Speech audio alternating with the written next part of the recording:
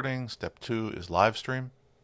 For Speaking of live stream, my wife was listening to it last week and she said, I sound low. She was listening to the live stream or she was listening to the Spotify feed. The live stream, YouTube. And if you go back to listen to the recording that stays there, you, uh, yeah, Okay. my audio is low on that. I just upped you a little. I also upped mine a little. Okay. So, shall we get started? We'll see. Yep. Just remember, don't scream because I upped the volume. Anyway, Do. this is the Techno Buffet podcast, episode number 617, recorded Thursday, February 2nd, 2023, in 5, 4, 3, 2, and 1.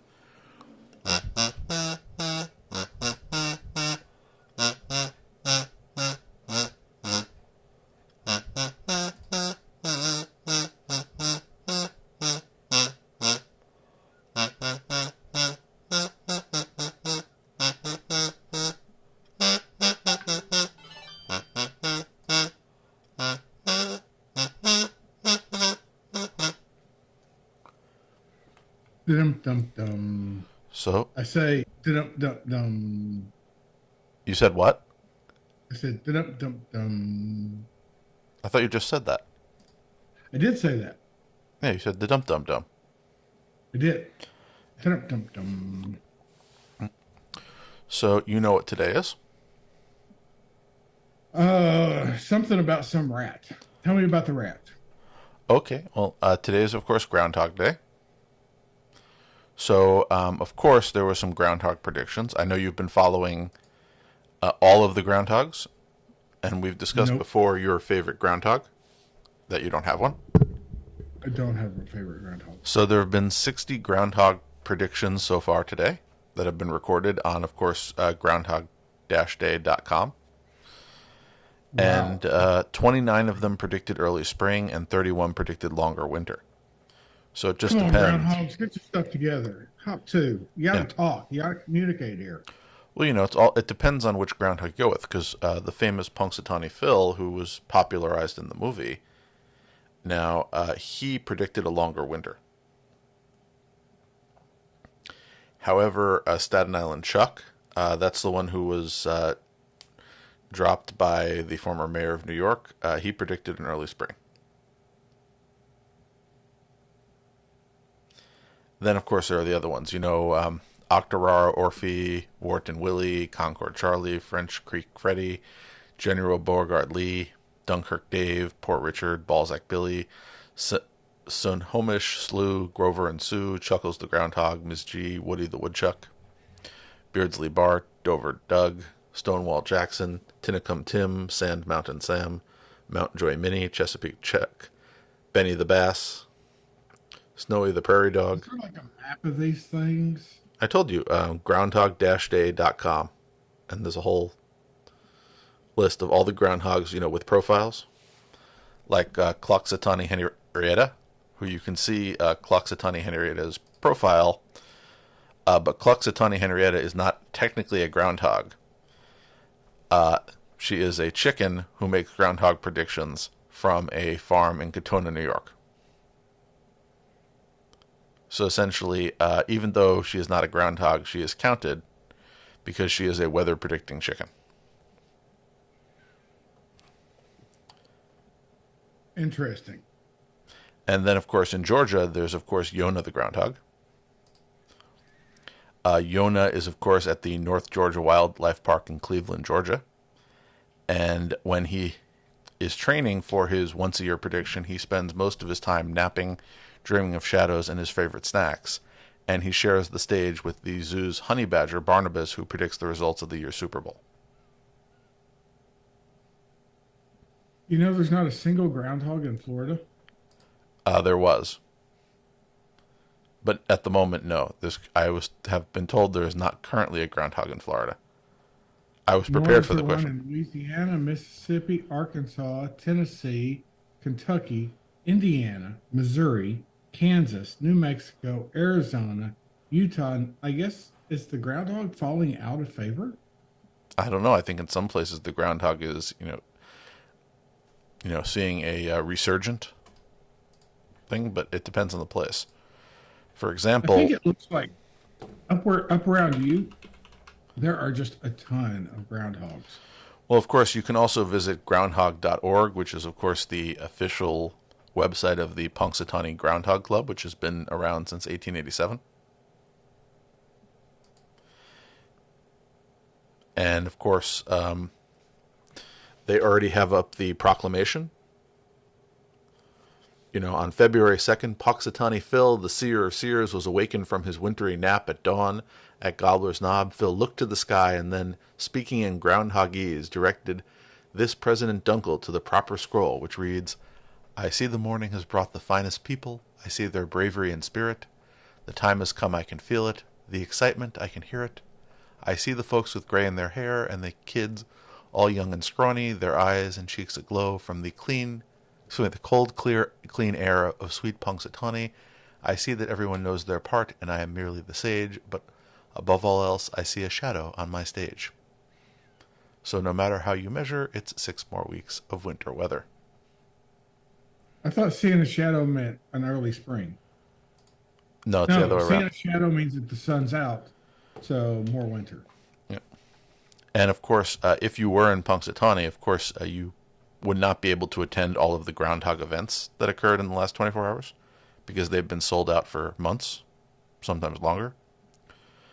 There was, of course, the Gobbler's Knob Got Talent yesterday and the Groundhog Club members only reception, where you can interact with other Phil fans from around the world. Then there's the annual Groundhog Banquet at the Punxsutawney. And of course, there will be guest speakers. Or actually, that was last night, so there were guest speakers. Then today, of course, the Gobbler's Knob opened at 3 a.m. And there were shuttle buses because you can't drive to Gobbler's Knob. Really? Yeah. Is Then that a new thing? no, that's been for several years. Then there's the Hospitality Village, which again also sold out. And of course, tomorrow from 7 p.m. to 11 p.m. there is the Groundhog Ball at the Punxsutawney Country Club.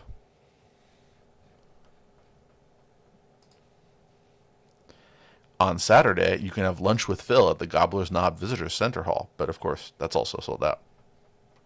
Lunch with Phil. Yes.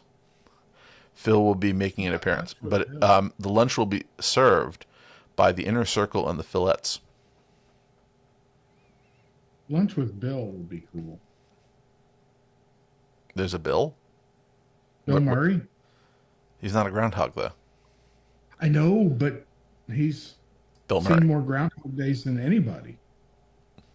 Yeah, but only during the course of the same movie.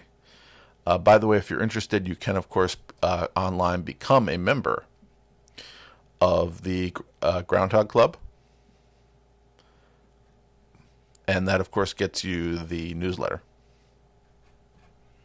By the way, this is not the Groundhog Day show.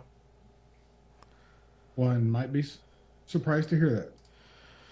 Excuse me, I only talk about Groundhog Day once a year. Besides, the last few times I've talked about Groundhog Day, we haven't actually recorded the show on Groundhog Day. It's been Groundhog Day Eve or Groundhog Day. What's the day after Groundhog Day? Look at our records. How many times have we recorded on Groundhog Day? I don't think we have, but I'd have to look. It seems like Groundhog Day is your favorite holiday. So if we had, you would have remembered it. It's not my favorite holiday. It just has a lot to talk about. Oh. It's one of those things that comes about once a year, but me debating the merits of the contestants in the Nathan's hot dog eating contest. And that happens only, on July 4th.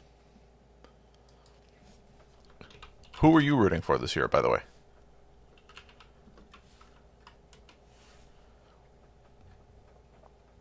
I don't care who wins as long as it's not the Eagles.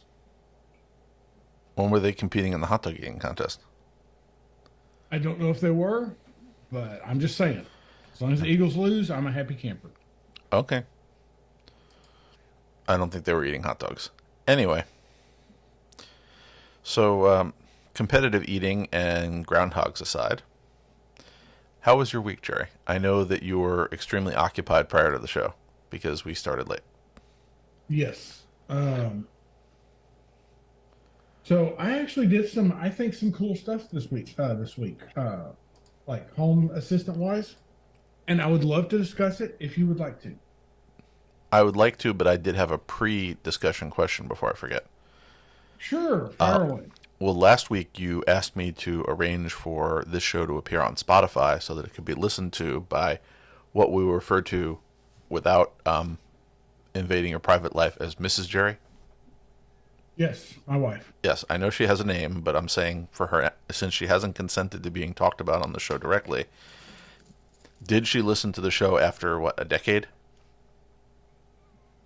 She did. She listened to the YouTube version of it, Okay, and her so response was, "I sound low." was she saying that because of the volume or because you felt low, like she thought you were depressed? Volume. Okay, so volume is volume. So I understand why. Volume. Yeah. So the question is, what did you think of the program other than the like? Did she feel like you've productively used the last, let's just say, nearly what 13 years of your life? I'm gonna go with no. Okay. So we didn't get a thumbs up. We didn't get a thumbs down. Okay. But for anybody else who didn't, we are now apparently on Spotify. Oh, cool. I took care of Are it. we on Spotify as Techno Buffet? Well, yes, and there's a link on the front page directly to the show. Nice.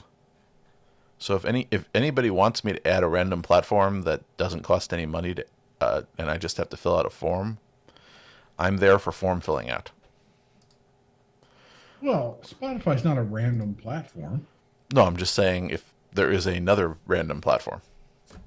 I've already done Spotify. Okay. I tried to cover, I have Google Podcast, Spotify, the click to subscribe on Android, Stitcher, TuneIn, RSS. I forget what else I have there. But basically, I figured if anybody wants something else, why not? And I will just go with what the podcast plugin puts as the default thing, which is select the subscription method that best fits your lifestyle. I think that works. So wherever you want to find us, I'm sure I could make us there as long as it doesn't take that much work. I'm committed to filling out forms on behalf of our listeners. Alrighty. Isn't that generous of me? I very much appreciate it. I'm already suffering because of the Spotify thing. Now I'm getting ads from them. You really? Well, I don't have a Spotify account, and I never tried to get one, but I had to sign up for one. So now they keep telling me things like, what was it today? Make Valentine's Day your own, or fall in love with premium, 2 months for $0. Ooh, interesting.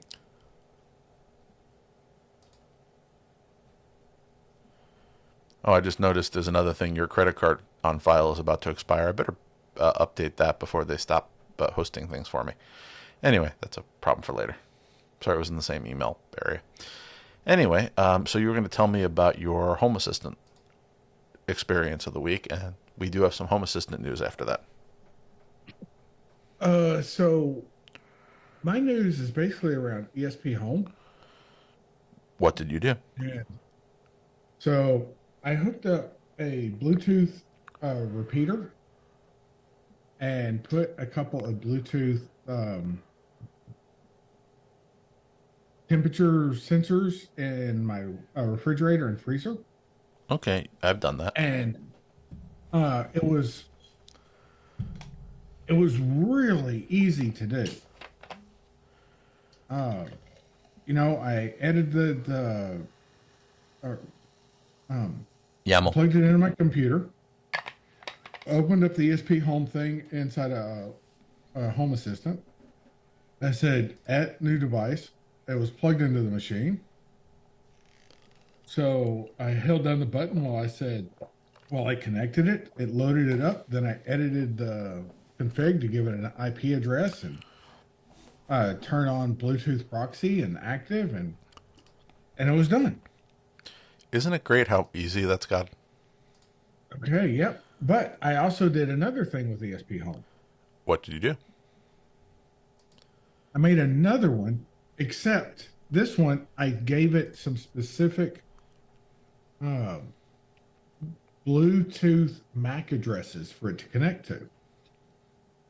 And I did that so that I could get the SwitchBot tilts to work. And I found so the SwitchBot tilts are Bluetooth devices Yeah, like the that curtain that I have. But right. it doesn't detect the tilt automatically yet? No, the SwitchBot integration does not handle the tilt. Probably will shortly. Sure, probably will eventually, but it doesn't for now. But I found a guy that came up with an ESP home configuration, and I basically, copy and pasted that in after I installed ESP home on the another ESP32, and it works bloody brilliantly.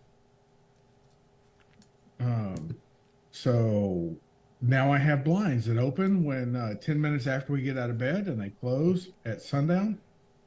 It's really cool. Well, I didn't listen to the people at SwitchBot, and I tried to use a SwitchBot tilt to open and close some vertical blinds. Did it work? Well, yes and no. You calibrated, I assume, using their app, the SwitchBot tilt. I did. Yes. So the problem is it tells you turn it to the, open, then turn it to like closed, and then turn it to open in the other direction. Kind of closed and then open, which is halfway, and then closed the other way. So yeah. Unfortunately, the vertical blinds don't have an open the other way. So I needed to. I'm surprised they didn't have the option to only set 2 calibration points instead of 3. Really? Vertical blinds don't close the other way? Not with a wand, because it would essentially, how would you turn it? Because then the blind would be in front of the wand. Right, but it still works. Yeah, but in this case it doesn't because the thing tilts around. So Okay. I have to fiddle with it a bit and see if I can figure that out. If not, I'll just have to put it on a set of horizontal blinds somewhere and wait for a product that works better. Because I like the idea. The vertical blinds in question are in my parents' apartment in Queens. I installed it there because that is one place where I would want automated vertical blinds. I don't have any vertical blinds, and I got rid of the. I had horizontal blinds for a while, and I got rid of them in favor of curtains.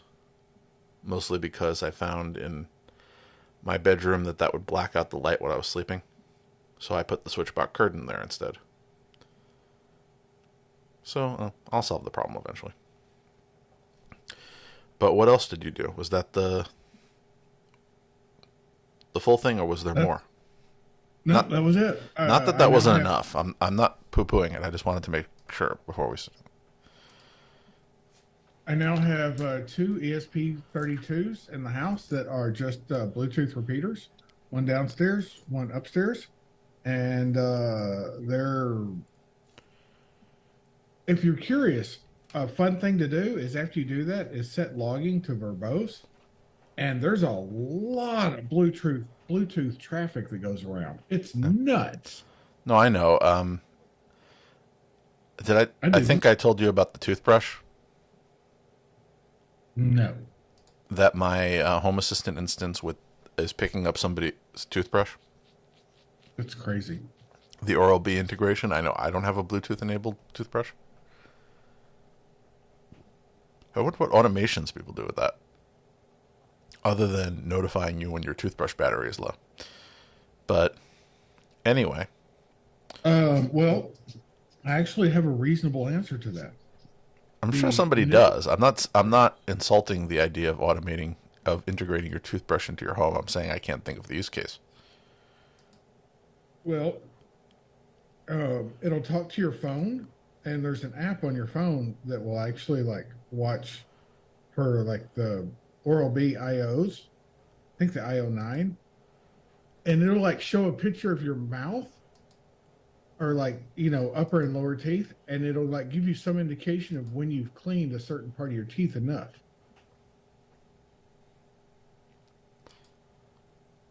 I suppose that works. I'm trying to think if I maybe I should get that. My hygienist is always telling me I need to be better in there.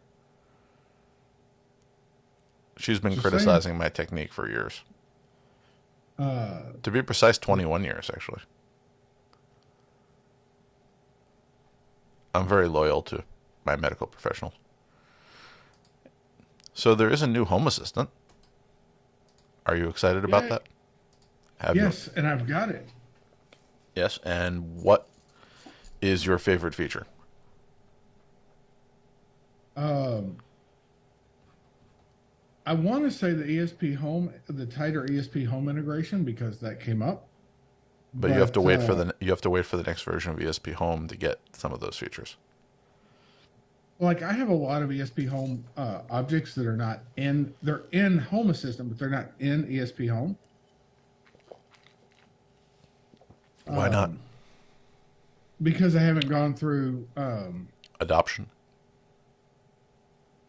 Yeah, I haven't gone through and set up or configured them or all over. Okay, well, this will motivate you to. Because We'll I have to go see. through, because I don't use the full Home Assistant with the add-ons and everything. My ESP Home dashboard is not tightly coupled with my Home Assistant instance, which means to follow the instructions that they've asked for the next version, I have to do a little flashing work. So one of the things that they said was they're essentially going to be ESP Home is going to be switching to encryption keys from passwords, which have been the default up until now. So because you can't do that automatically if the two aren't tightly coupled, I have to go through and sort of manually upgrade everything with a new encryption key. Yeah. That's nice. I didn't even realize it would actually be encrypted in the traffic Yeah. until I didn't even realize that was an option until I copy and pasted that configuration from the dude for the tilt. Yeah, for me, I just went with what was default at the time. It defaultly set a password, so I just let it set a password. But now they're changing to a more secure way of doing it, so great. As I said, just have to do that. But since I'm not using the add-on, I don't get to automatically exchange encryption keys. I can live. I can manually share the encryption key between the two applications. Sure. So I may just, that's like a little project, just update all of the YAML with the new encryption key, and then I found somebody who has the same setup as me, who commented on the quickest way to do it. Anyway, other than that, what else happened in this version? So I have the notes up so I don't forget anything. The new assist. So that's like a little assistant button where you can go in and type natural language control sentences. Like turn Yep. on living room lights, you can type it in there, or again, they're moving to voice, and it should be able to parse that and figure out what you want it to do. I tried that and I have my items, devices, prefixed with the room they're in. Like we have lights in the ceiling. I call them can lights. Yeah. So I have like the ones in my office are called Dad's office can lights. The ones in the master bedroom are called master bedroom can lights. The ones in my daughter's office, Christy's room, can lights. And it works really well because when you're on like the overview and that thing, if the name of the object starts with the name of the room that it's in, Yeah. it removes that. So all I see are can lights in each of the rooms, and it works really well. But when you do you click that little chat button on the top and say turn on can lights, it doesn't know which ones. So I have to say Dad's office can lights, Yeah, and that's an naming things is hard. But you've noticed that they came up with a solution, which is actually in there, which they've continued to iterate on, which is aliases. yes. So you can, tweak it a bit to try to make it work for you. Now, my next question on this is that's really cool, but how do I talk to Amazon or how do I talk to Home Assistant? How do I get a microphone hooked up to Home Assistant? How does that work? How do I do that? Isn't that basically work in progress? So right now, you can use it on various devices, but for now, I think the only one that you can actually do voice with, let's see, you can do it on an Apple device using a Siri or Assist shortcut. You can do it on Android watches using an Assist tile, but I haven't actually seen the voice part of it. I think that's not quite fully baked yet. So progress, but not quite there. Because it was fully baked in the web interface, then you'd be able to use your microphone through the browser, which is an allowed feature in a lot of programs. So I don't think it's there, from what I gathered. So maybe later is what you're saying. It's the year of voice. We're only month 2. Give it time. I think the natural language processing they're doing there is impressive. So give them a little time to get to full voice. Okay.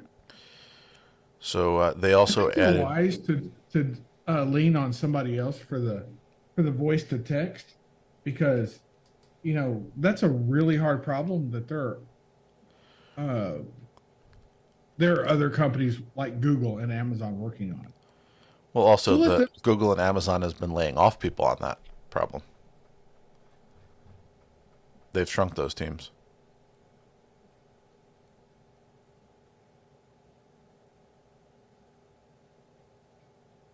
Jerry, did I lose you? No, I'm here. Oh, I'm sorry. When there was a long silence, I was worried. So anyway, they added streaming history. So essentially, you can stream state changes to a history card in your dashboard. Really? Oh, what? Okay, so the history cards in your dashboard are no longer static; they're now dynamic. So the Right. updates As to you're them, watching them and that can be fun. They're changing. So essentially, the thing that I was talking about last time, or was it the time before there was an update? They're now going to completely replace it. So they moved the min-max integration into the helper section, and now they're going to replace it with a new one called sensor groups. So instead of combining the state of several sensors, they're going to make it a group functionality. which is cool because you can change it to be I think it makes more sense there, to be honest. So I think it's just they realized when they were working on it that there's a better way to do it. They just it's did that. nice that you can do things like the output of that sensor group is either the sum of the maximum of the average of you get to check Yeah, that or was you the get to same as keep values the combined. old min-max integration that they're essentially moving into a more logical place. So this is an improved version of a feature that they had, which is good. A few other things. You can now add aliases to your areas in addition to your devices. So your living room can have an alternate name.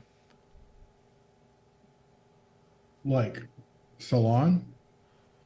Whatever works for you. If you're finding that the name of your rooms is constantly being misconstrued, especially when we start getting voice, you can put in an alternate word. Cool. Each entity in the front end has its own color. That's cute. Now let's see what else is interesting here. There's a service that allows for creation of calendar events, so you can now automate events being added to your calendar.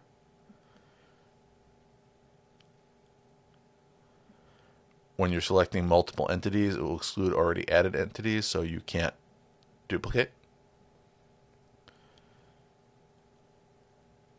That's cool. Yep. And again, there's more happening. There were some new integrations. You can now integrate Eufy smart scales over Bluetooth, which explains why, despite the fact I don't have a Eufy smart scale, it appeared in my system. My neighbors are definitely too close to me. I don't know who has the smart scale. The Google Mail integration is an interesting one. You can manage your Google Mail auto response, and you can send or draft emails. I did not even realize you could integrate with Google Mail.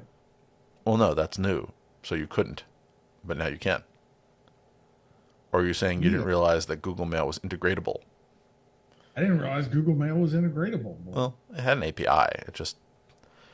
I think this is a good idea because maybe you want it when you're not home for your auto response to turn on, or when your home knows that you're out of town. And there's some other interesting ones here. You can integrate with your Bluetooth propane tank monitor. Sure. Well, that's useful. Why not? Are you a propane tank user No, we have gas piped in.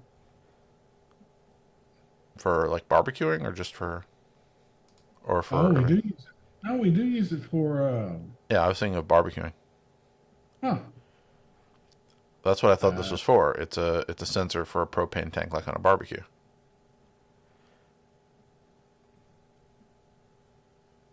I did not know this was a thing. I didn't know either until I read the thing. But again, it's back to that's sort of interesting because I know I have a propane tank. I'm not a big barbecuer, but I do have one outside the building, and I have like an old style manual gauge. And I cannot tell you how many times I've gone out there and discovered that there was no propane in the tank. Oh, I bet that sucks. And I blame my brother. It's his fault. Okay. There's a story behind that, but still blaming him. He doesn't live here, but I still blame him. Okay. Anyway, moving along, there are a few other things in terms of integration. Some of them are interesting. We have, of course, a satellite internet provider. We have a Netherlands provider. We have a solar inverter provider, etc. And of course, virtual integrations. Ooh. So those are the ones where the integration itself is not actually technically real, but it's sort of like brand A. Also, that integration will also work with brand B that it's sometimes named under. So, for example, there's now a Fire TV virtual integration, which is actually the Android TV integration. Interesting. Yep.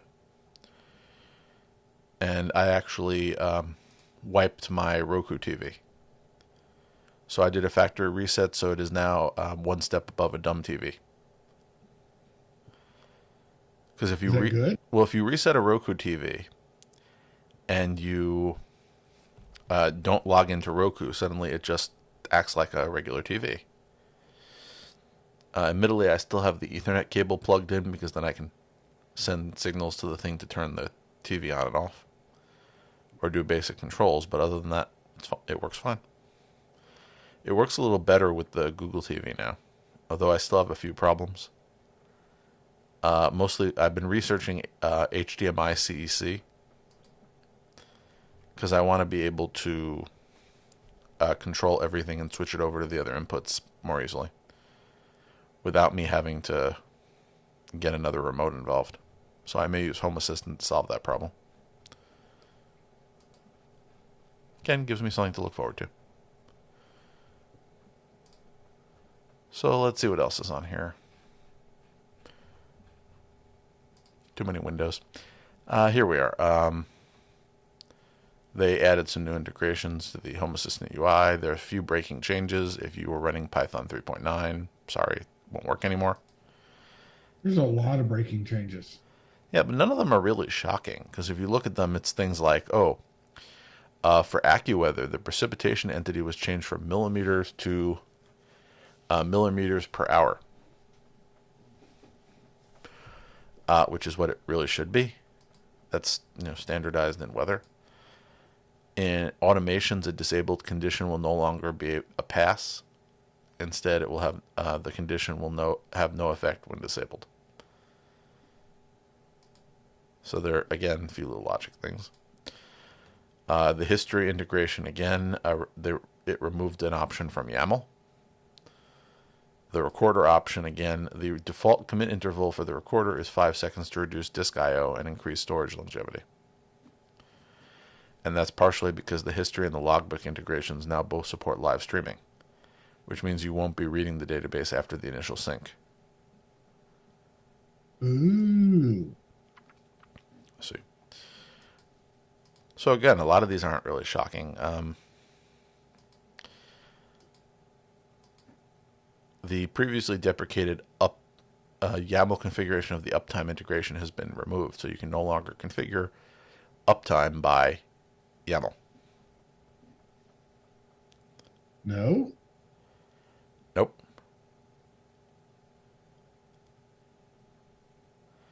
Well, now it's totally in the config. All right. It is what it is. So anyway, there wasn't that much more in terms of news this week that I found. I looked around. A few that are interesting conversation topics. NBC Peacock's free accounts are no longer available for new users. So if you didn't sign up for a free Peacock account, you are now Peacockless, unless you pay them.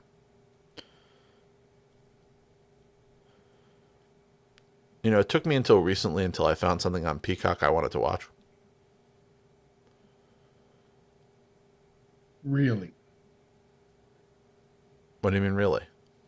Is there something really? on Peacock you wanted to watch? Not so much. Okay, well, some stuff on Peacock is, of course, NBC programming, and I have broadcast television. I don't really need to do streaming NBC. But they put in a show called Poker Face, which is sort of this...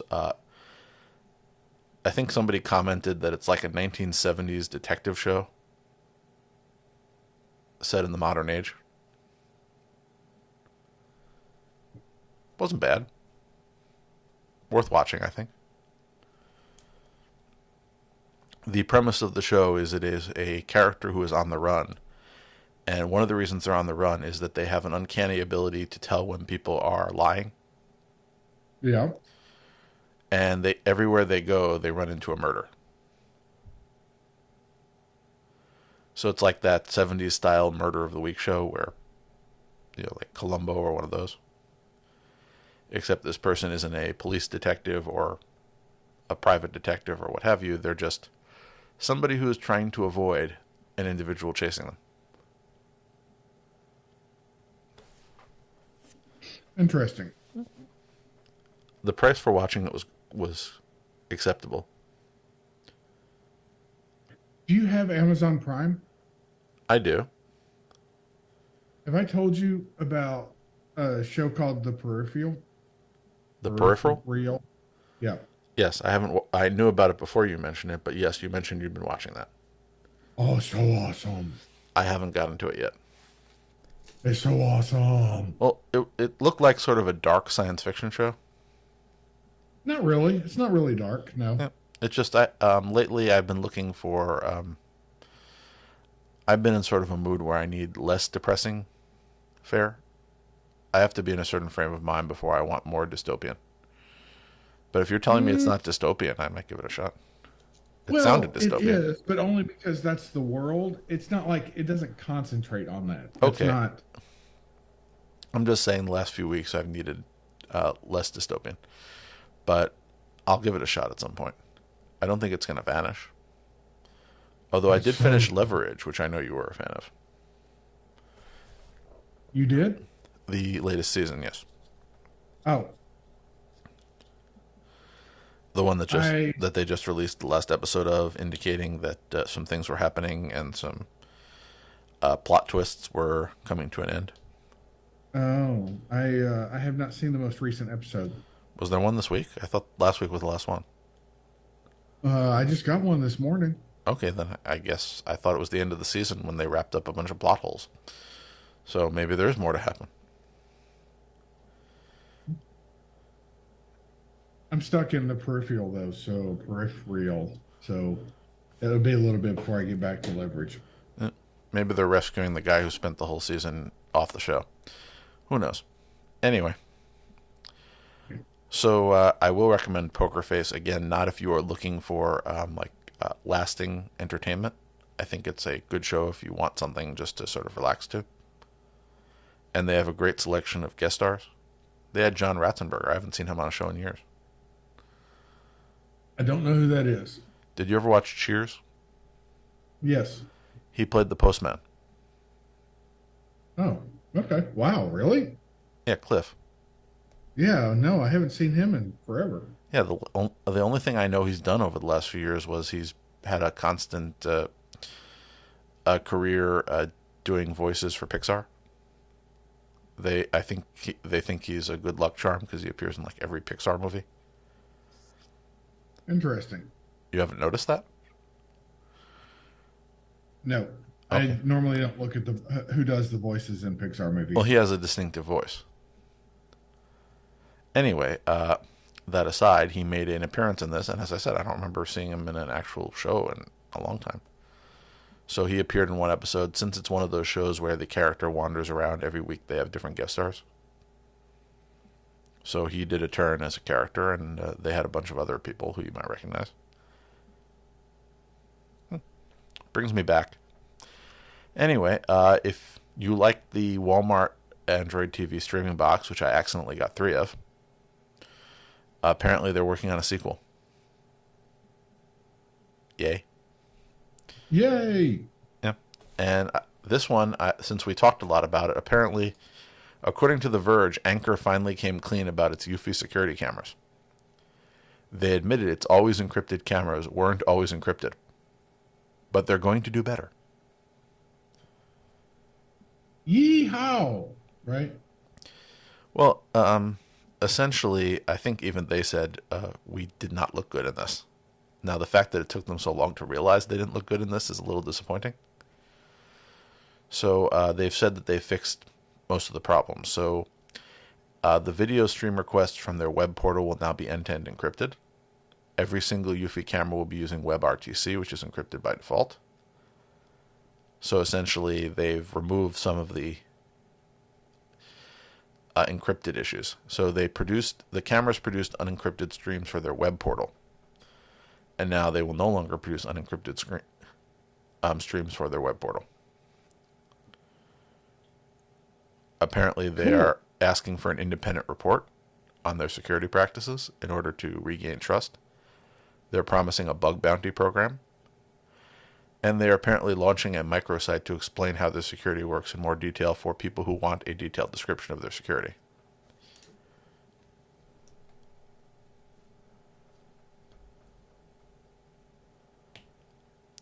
They also say that when a PR representative answered questions about VLC, they weren't qualified to answer the question. And it should have been referred to a technical expert, not a PR representative. So they are blaming some of the answers on the fact that they're handled by the PR department and not the actual people who knew about technology. Which is an interesting statement. Okay. So I don't know. You can read the article from The Verge where they went through everything that they got back. And again, I don't know if that restores trust in a company or if that doesn't restore trust in a company, but I still have Eufy products. I do too. I have Eufy camera products. So do I. I set one off. I actually came up with a Home Assistant problem this evening. In terms of my automation logic, I remember I implemented an alarm system in Home Assistant. Crazy, man. Not really, but I'm saying there's a logic problem with this. So the way that it's programmed is usually when I drive home, I arrive in the driveway, which means my phone reports to the house that I'm within range. So that's GPS. Okay. Then I get out of the car, I go open the garage, which is not used for cars at the moment. And I walk through the garage into the building and then through from the ground floor of the building into my apartment. With me so far? The words that you say make sense. So when I did the logic, my problem was originally I had the alarm turn off when it detected I was within range, which meant I could be outside. So the actual progression of events is that arriving home would be me coming into range, and then it sets a 5 minute countdown, and then it doesn't turn off the alarm until I open the door to my apartment. And then it disarms the alarm.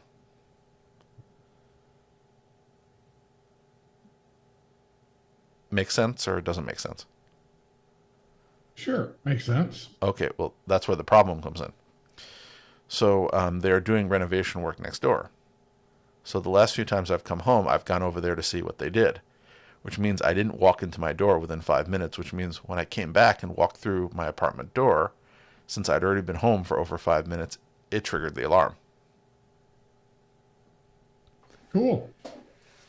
So I have to fix the logic on that. Now, admittedly, that's why I put a keypad in the kitchen, which is where the door to the apartment is. So I could walk over to the keypad, press in a code, and turn off the alarm instantly. But I still feel like I should work on the logic there.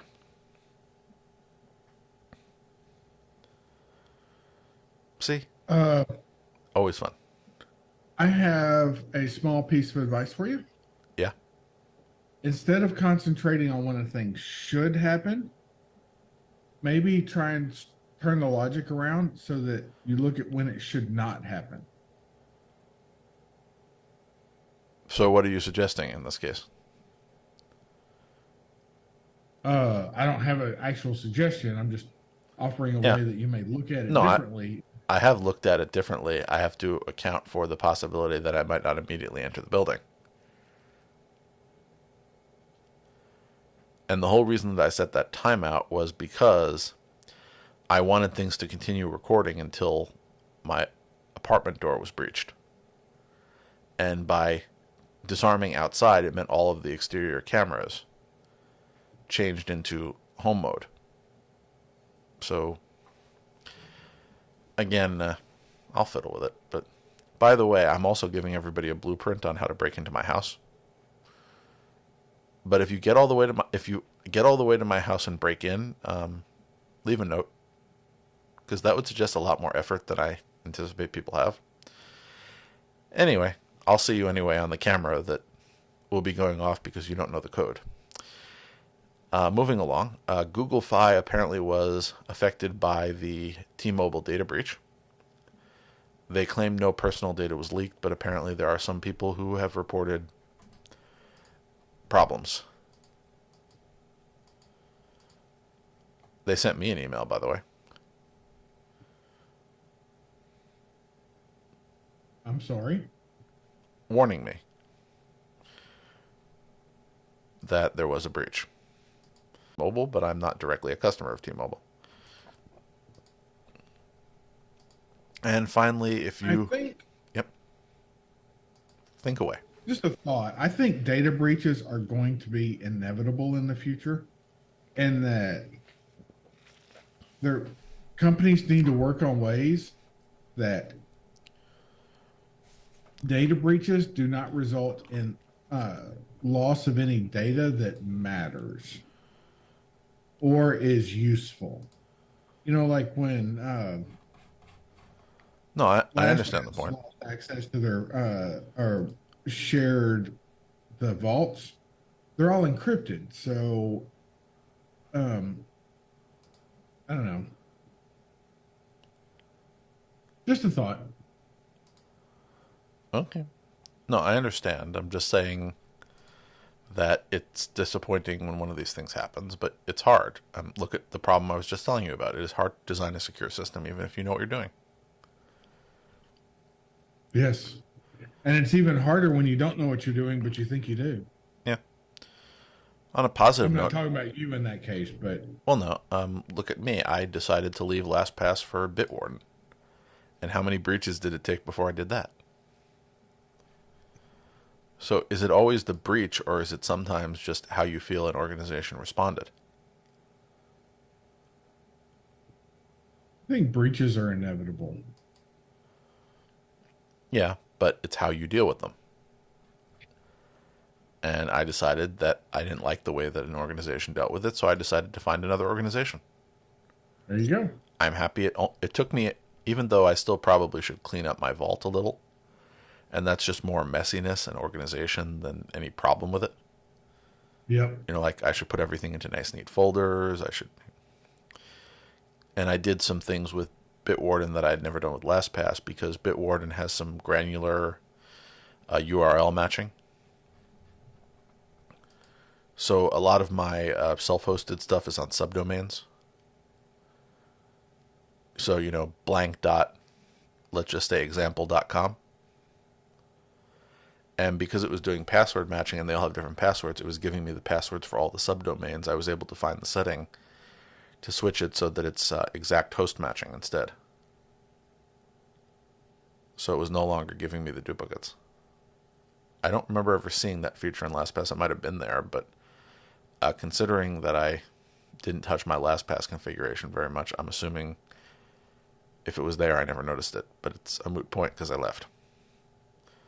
But moving inspired me to really, as I said, revamp the way I was using a password vault.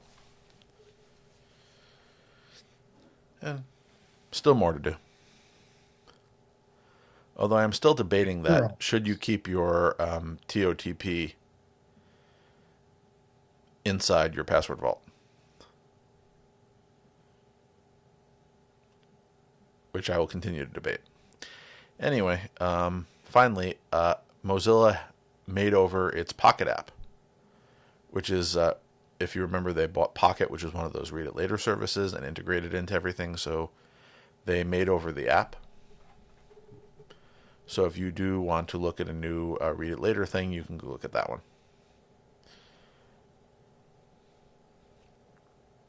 So woohoo. Woohoo. That is the extent of what I can pull up for that. You can work on it for next week. You can take woohooing lessons. There are lessons? I don't know.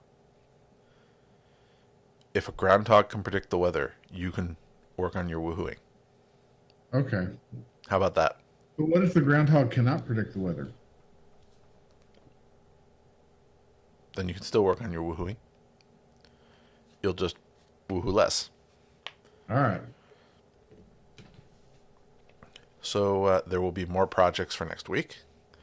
And it is possible that next week I will be coming in from a alternative location. Ooh. It's not a location I've never been in before. But this time, because I replaced my desktop with a mini PC, instead of bringing my laptop, I've considered the idea of just pulling my entire desktop PC, putting it into a little box, and putting it in my suitcase.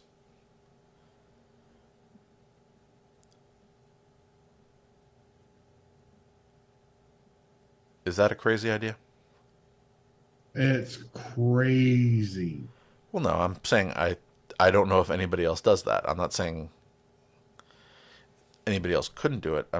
I have 3 locations that I'm routinely at. And in all the locations I've set up monitors. So why do I need a laptop? I just need something that powers the monitors, and I don't want to have a full computer everywhere. Because 1, maintaining it would be a problem, and 2, it's, the cost increases. So maybe I should just bring the computer back and forth. Considering the computer is a 5 by 5 by 2 box, why not?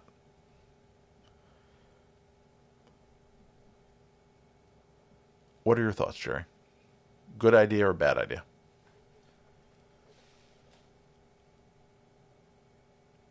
I don't know, man. I mean, whatever works for you.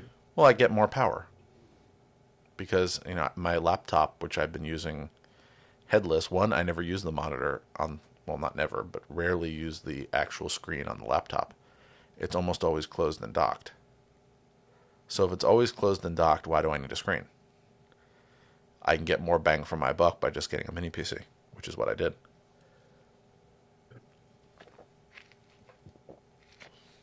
There you go. Worth a shot. Yep. Only problem is if I lose the mini PC or it breaks when I get home, I don't have a computer. Pro and con.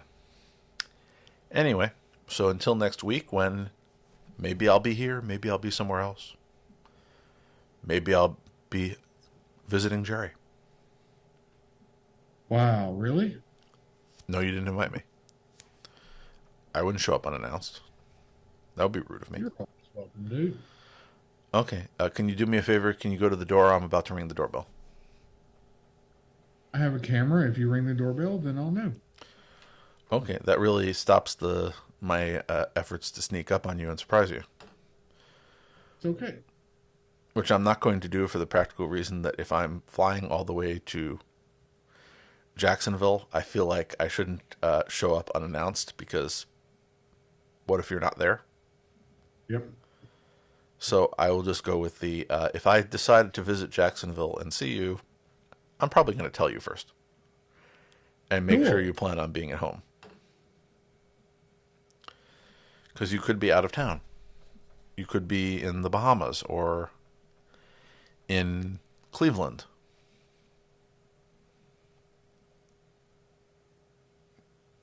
Yep. Have you ever been to Cleveland? No. Okay, well, now you have somewhere to drive in the truck. Yay. But they have the Rock and Roll Museum. I'm sure it's worth seeing. I actually want to go to Cuyahoga Falls, Ohio.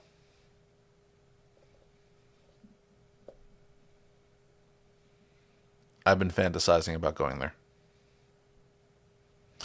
Anyway, by the way, if anybody can guess why there, send me an email. I'd be impressed if you actually figured out why I keep thinking about going there. Also, I may be mispronouncing it. But until next week. Until next week. Bye, folks. Goodbye, everyone. Recording stopped. Okay. Thank you for dealing with my tardiness. Were you tardy? I didn't notice. I was sitting here anyway.